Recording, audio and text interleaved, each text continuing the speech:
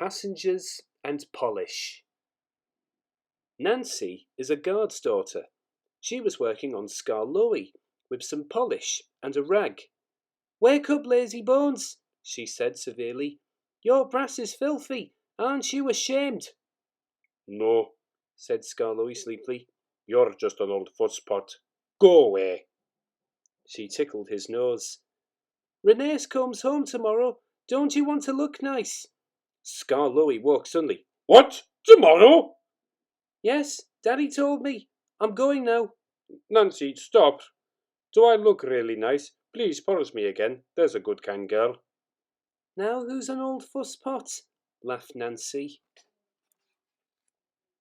She gave him another rub, then climbed down.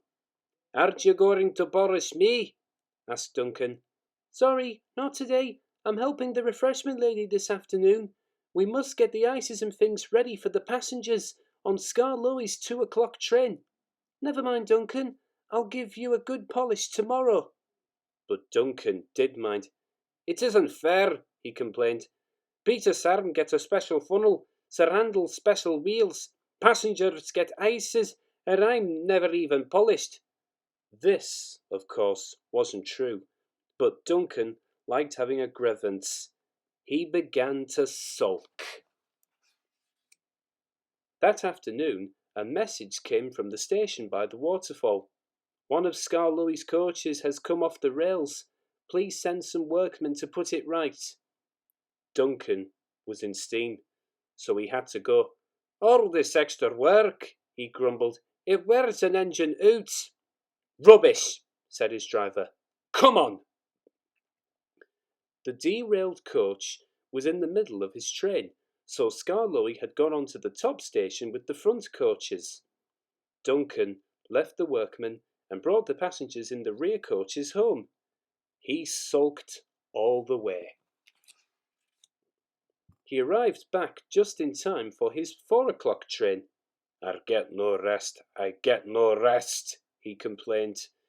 He was sulky and short of steam, so his driver waited a few minutes in the hope of raising more. But Duncan wouldn't try. "We can't keep the passengers waiting any longer," his driver said at last. "You always think about the passengers," muttered Duncan crossly, "and never about me. I'm never even polished. I'm overworked, and I won't stand it."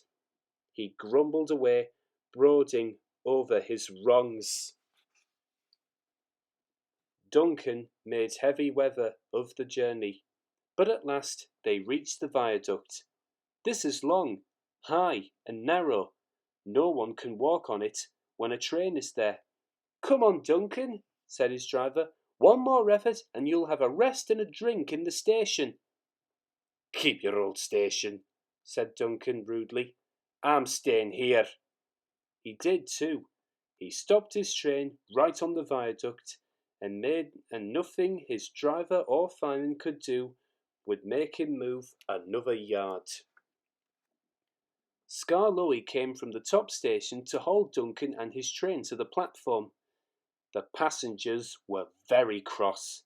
They burst out the train and told the drivers, the firemen, and the guard what a bad railway it was. Skarloey had to pull the train to the top station too. Duncan wouldn't even try.